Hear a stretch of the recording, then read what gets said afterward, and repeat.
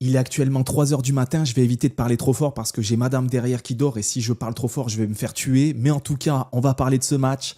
La Côte d'Ivoire qui tabasse l'Équateur 1-0. Bon, j'exagère un peu sur les propos, mais en tout cas, la victoire de la Côte d'Ivoire est totalement méritée au vu du match. Première mi-temps, plus ou moins dominée par l'Équateur. 2 barres, ils ont été malchanceux. La baraka était du côté de la Côte d'Ivoire, surtout en deuxième mi-temps, puisqu'ils ont réussi à marquer grâce à Diallo, et puis surtout à aller chercher les 3 points et cette victoire importante dans ce groupe, et c'est totalement mérité. On avait vu la Côte d'Ivoire il y a déjà quelques semaines face à l'équipe de France qui, pareil, première mi-temps, était pas trop dans son match, deuxième mi-temps qui avait su rebondir, et bien ici, ça a été exactement le même schéma, puisque première mi-temps, la Côte d'Ivoire, c'était pas fou. Ils se marchaient dessus, il y avait, je sais pas, j'ai l'impression que collectivement, ils étaient pas au point, ils se trouvaient pas très bien, tu sentais qu'il y avait des individualités, tu sentais qu'il y avait une force physique, mais mis à part ça, toujours le mauvais geste dans le dernier geste, trop en retard sur les tacles, bref, ils se contre leur propre frappe, c'était pas fou la première mi-temps. Autant la deuxième,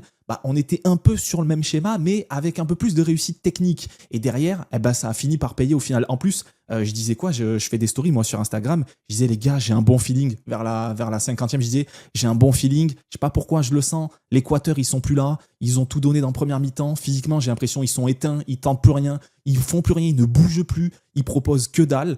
C'est sûr ça va payer. T'inquiète pas que 20 minutes après, boum, voilà, la Côte d'Ivoire qui marque. Et je suis content pour vous, franchement, bien joué s'il y a des supporters de la Côte d'Ivoire, s'il y a des Ivoiriens qui passent par ici. C'est mérité, franchement, c'est mérité au vu de ce match. Et j'ai beaucoup aimé, malgré que c'est un match où il n'y a eu qu'un seul but, c'est un match où on a quand même eu des occasions de part et d'autre. Mine de rien, l'Équateur n'a pas fait que défendre. En deuxième mi-temps, ils ont quand même eu quelques occasions. Ils auraient pu même en mettre une ou deux potentiellement. Mais voilà, ils n'ont pas eu trop de chance non plus. Et malheureusement, la baisse de régime leur a coûté cher. Et puis surtout, je pense que la capacité physique de la Côte d'Ivoire à continuer de garder ce volume de jeu a coûté cher aussi à l'Équateur. Parce que vraiment, les Ivoiriens, tu avais l'impression que sur tous les contacts, il est bouffé. Mais de A à Z en deuxième mi-temps, c'était impressionnant. En termes de vitesse, pareil, sur les côtés, va falloir qu'on en parle de Diomandé, etc. Parce que c'était monstrueux. Mais comme je disais, c'est une victoire qui est méritée de la part de la Côte d'Ivoire, notamment grâce à cette superbe deuxième mi-temps, là où la première, c'était plus compliqué. Mais même quand il fallait souffrir, ils ont réussi à souffrir. Quand il fallait avoir de la chance, ils ont eu de la chance. Et quand il fallait marquer, ils ont marqué, donc bravo la Côte d'Ivoire encore une fois. Ceci étant dit, c'était un match quand même assez équilibré, hein. Ça aurait pu pencher d'un côté comme de l'autre. Comme j'ai dit en première mi-temps, l'Équateur aurait certainement mérité de repartir avec au minimum un but. Ils ont mis 2 barres transversales, malheureusement pas de chance. Mais ils n'ont pas démérité non plus au vu de la première mi-temps. Par contre, la deuxième, comme j'ai dit, c'était vraiment, je trouve, beaucoup plus à sens unique. En termes de possession, là aussi, c'était très serré, hein, 48-52, de toute manière. 15 frappes côté ivoirien contre 12 côté équatorien. 12 frappes, une cadrée pour l'Équateur. Voilà, c'est pas suffisant. 15 frappes, 4 cadrées côté ivoirien et il a fallu que Diallo du coup en mette une parce que c'est vrai que sinon c'était pas non plus dans les frappes cadrées, c'était pas non plus extraordinaire. Il n'y a pas eu de gros arrêts si ce n'est du côté ivoirien. Il y a eu un arrêt de fait qui était sympa. Sinon dans la globalité, voilà, ça se valait, c'était kiff-kiff, c'était des frappes, mais beaucoup de frappes qui passent au-dessus de la cage. J'aimerais bien voir des équipes faire un peu plus de frappes cadrées entre guillemets. Je trouve que c'est plus beau à voir aussi. Bon, ce soir, hein, comme j'ai dit, pour moi, Diomandé monstrueux. Regardez l'activité de Diomandé, s'il vous plaît, que ce soit à droite ou à gauche, puisque après changement, je crois, il est parti à gauche. Ce mec-là est trop chaud, hein, a créé le plus d'occasions 5, a eu le plus de touches de balle dans la surface adverse 12.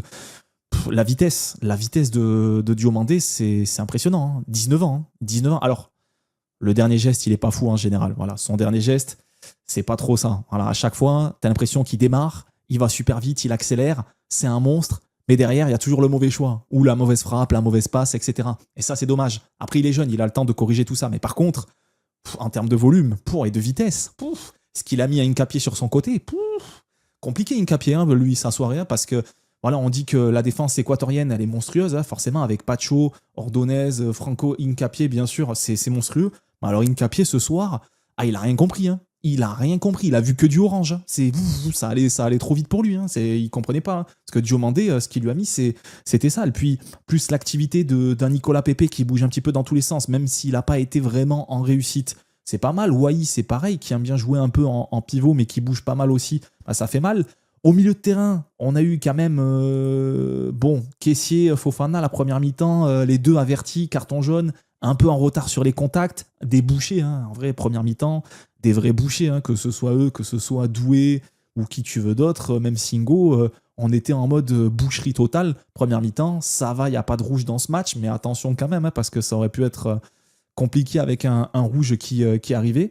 Mais ouais, non, Fofana, après, et Kessié, en fait, l'intelligence de jeu, le volume, encore une fois, les récupérations, les relances, la temporisation aussi, tout ça, en fait, t'as un milieu d'expérience et ils nous l'ont montré. Et franchement, c'est beau à voir. Franchement, c'est beau à voir. Moi, j'aime beaucoup cette équipe de la Côte d'Ivoire. Je trouve ça assez impressionnant et j'ai beaucoup aimé le milieu de terrain, comme j'ai dit, centraux avec Kessié Fofana. J'ai beaucoup aimé Diomandé aussi. Doué qui voilà, a eu un gros volume également, une grosse activité sur son aile. Singo qui a été impérial physiquement aussi dans la défense avec Agbadou. Non, il n'y a rien à dire. Et puis les rentrants, bon, bah, surtout Diallo, du coup, la pépite d'United qui rentre et voilà, sur une occasion, frappe, but. Magnifique, a réussi le plus de dribbles aussi. Voilà, l'impact direct, tout ce qui est provoque, tout ça. C'est vrai qu'il y a des joueurs du côté équatorien qui ont eu du mal à canaliser tout ça. Et franchement, ça a été très très beau. Après, je parle beaucoup du côté équatorien, mais en soi, mine de rien, il y a quand même des joueurs qui ont été bons aussi de leur côté. Caicedo, monstrueux. Caicedo, la première mi-temps, wow. Si vraiment l'Équateur menait au score à ce moment-là, c'était en partie grâce à cet homme-là. Tu vois, ça m'aurait pas choqué que cet homme-là fasse une passe D ou un but, tellement son activité a été monstrueuse au milieu de terrain. Lui aussi, justement, il a pris le dessus sur Fofana et Kessie en première mi-temps. Là où en deuxième mi-temps, c'était peut-être un peu plus compliqué, la première mi-temps, ce qu'il leur a fait, c'était du sale. Hein. Vraiment, c'était du sale. Plata, c'est pareil. Plata, les occasions qu'il a pu créer potentiellement, très fort aussi. Hein. Non, franchement, en vrai, ils n'ont pas démérité non plus, l'Équateur. Je suis dur, mais si, en deuxième mi-temps, non, en vrai, je suis pas dur. En deuxième mi-temps, ils ont abusé. La baisse de régime, elle était hardcore. Mais c'est dommage parce que vraiment, leur première mi-temps, avec leur milieu de terrain et Plata Minda, je trouve que c'était vraiment très intéressant. Valencia aussi, qui arrivait quand même à créer quelques occasions. Putain, il a 36 ans, Valencia, maintenant. Putain, la vache. On l'avait vu étant plus jeune. Ça me choque de voir qu'il a 36 ans maintenant. Mais ouais, non, Valencia aussi, qui a réussi à proposer quelques occasions intéressantes, mais rien de transcendant. Vraiment, il n'y a pas... Enfin, pour moi, le MVP côté équatorien, c'est Caicedo tous les jours, quoi, au vu de son volume, encore une fois, En fait, c'était lui un peu le maestro. C'est lui qui crée, c'est lui qui dribble, c'est lui qui percute, c'est lui qui transperce, qui casse les lignes, etc. Et il a super bien fait ça en première mi-temps. Là où, comme j'ai dit, en deuxième mi-temps, c'est toute l'équipe équatorienne qui a baissé en régime. Là où ça a pu profiter pour l'équipe ivoirienne. C'est vrai que Fofana, au gardien aussi, au cage, a été très bon, hein, puisqu'il y a quand même eu quelques arrêts à faire, notamment une espèce de volée là, qui était assez puissante.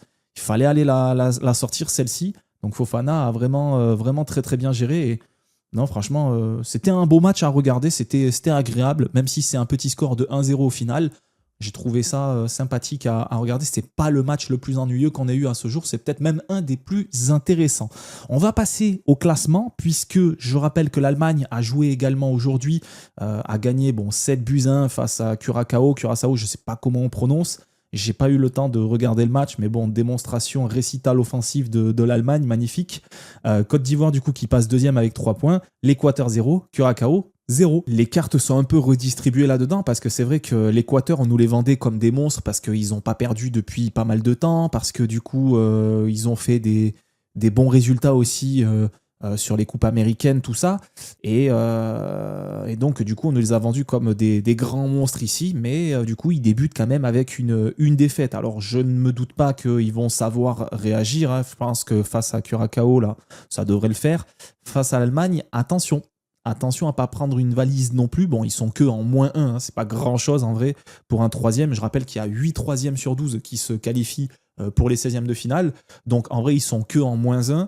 Mais je pense qu'ils vont peut-être jouer avec la boule au ventre face à l'Allemagne parce que c'est une équipe qui défend très bien, mais qui a un petit peu plus de mal à marquer des buts devant. On l'a vu encore une fois aujourd'hui. Et l'Allemagne, vu le début de prestation qu'ils proposent, il ne faudra pas sous-coter non plus parce que les Allemands, on ne les a pas cités en favoris pour cette Coupe du Monde.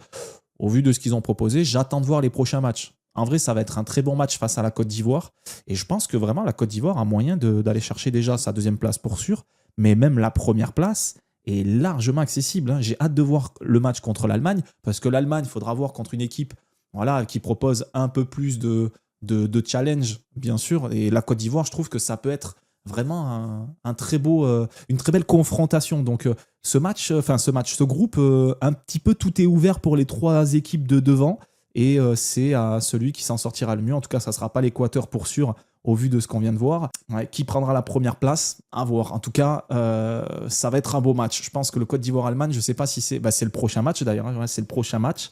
Je pense que dans la deuxième journée de ces phases de groupe, ça va être très intéressant à suivre. Voilou pour ce match entre la Côte d'Ivoire et l'Équateur, 1-0. Et comme j'ai dit, c'est mérité. Même si en soi, l'Équateur aurait très bien pu mener au score rapidement dans ce match, au vu de la baisse de régime qu'ils ont eu en deuxième mi-temps, c'est mérité. Fallait pas lâcher comme ça le match. Et la Côte d'Ivoire a su garder ce rythme physique super imposant et qui était nettement supérieur aussi à l'Équateur, comme j'ai dit, et qui a su les prendre de vitesse sur les côtés grâce à Diomandé en folie et bien sûr Diallo qui a été décisif. Si vous avez un petit commentaire à rajouter, eh ben, n'hésitez pas dans les commentaires. N'hésitez pas bien sûr à mettre un petit pouce bleu, ça fait toujours plaisir pour le soutien de la chaîne et de la vidéo, et à vous abonner si ce n'est pas déjà fait. On se donne rendez-vous demain parce qu'il y a un Belgique-Égypte qui s'annonce passionnant aussi. Il y a l'Espagne qui joue à 18 h, je crois, contre le Cap-Vert. Normalement largement favori, mais sait-on jamais. Et on a encore de beaux matchs qui arrivent, je crois, la nuit prochaine, avec Argentine-Algérie, qui s'annonce celui-ci aussi bien passionnant. Sur ce, je vous laisse. Je vous souhaite de passer une excellente fin de soirée, fin de journée, et on se dit à très vite. Ciao les gens, ciao ciao.